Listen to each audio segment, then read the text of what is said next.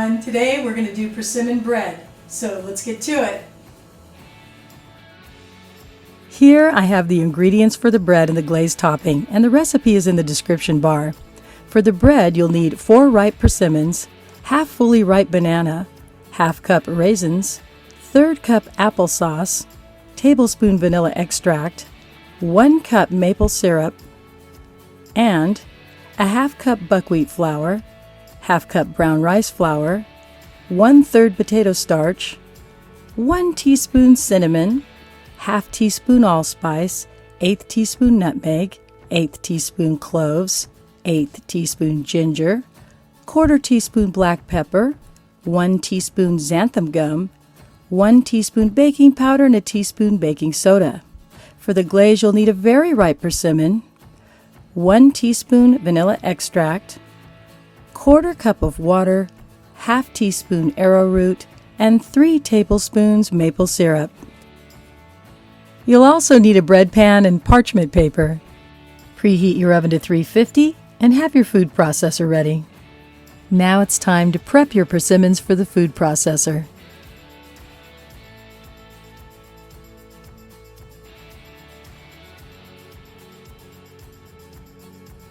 Add half of your fully ripe banana,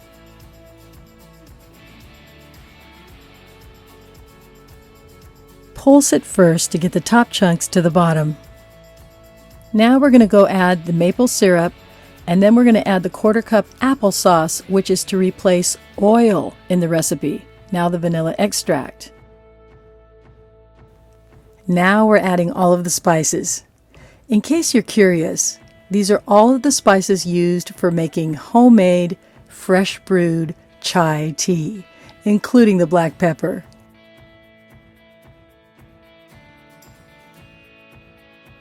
Now that this final stir is complete, it's time to mix the dry ingredients. Buckwheat flour, rice flour, potato starch, baking soda and baking powder, and xanthan gum. Thoroughly mix the dry ingredients. Add the wet ingredients, mix. Then add the raisins, fold in. Pour into the fully parchment-lined bread pan. Spread it out evenly in the pan, and then cut away the parchment paper on the edges. Place in the oven and set the oven for 1 hour and 5 minutes.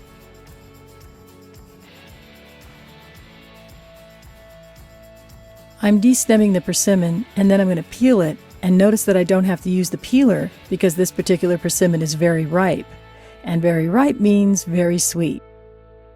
Now we're putting in the ingredients to make glaze topping.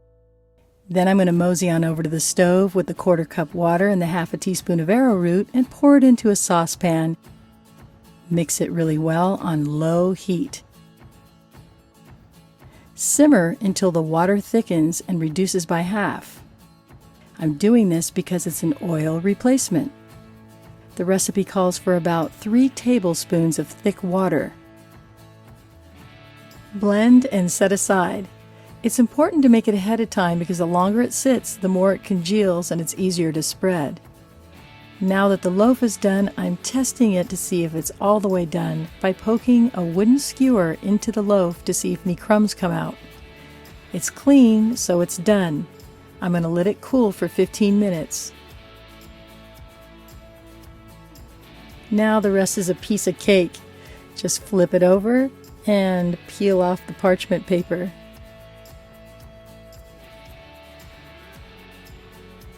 And oh look, we get to do the fun part.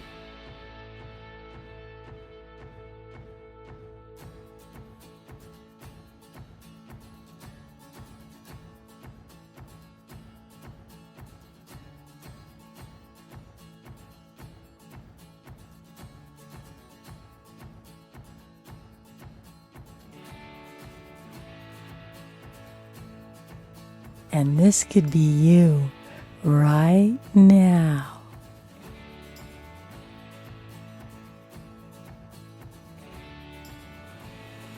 What else can I tell you about persimmons? The word persimmon originated in North America from natives who spoke the Algonquian language, which had many dialects. The original word for persimmon was pucamin. They also had regions where some tribes enunciated pucamin as picamins, pushamins, pessimins, or parsimon. Eventually, the colonists called it persimmon, and it's how we spell it today. The syllable in min in persimmon means fruit, berry, or seed. The word pucamin or persimmon means dried fruit. They are also ancient plants that used to feed woolly mammoths, mastodons, and giant ground sloths long before people set foot in the Americas. Today, most of the world calls the persimmon kaki from the Japanese language because the Asian persimmon have had a wide dispersal throughout Asia and Europe. But despite their commercial availability in America, the name persimmon stuck with us. Bye, and have a great day or a great evening, and thanks for watching. Don't forget to like and subscribe, and I'll see you next time.